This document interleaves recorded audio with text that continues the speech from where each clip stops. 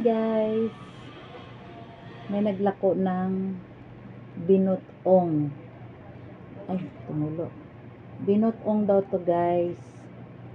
Gawa raw to ng Bicol, specialty sa Pulangi. Tatapusin ko muna tong tinatapos ko para sa tumutulo.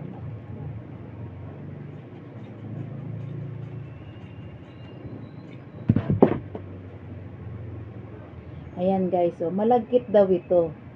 So ngayon, titingnan natin kung ano itsura. Kasi first time ko lang ito makita. At saka first time ko lang ito matikman.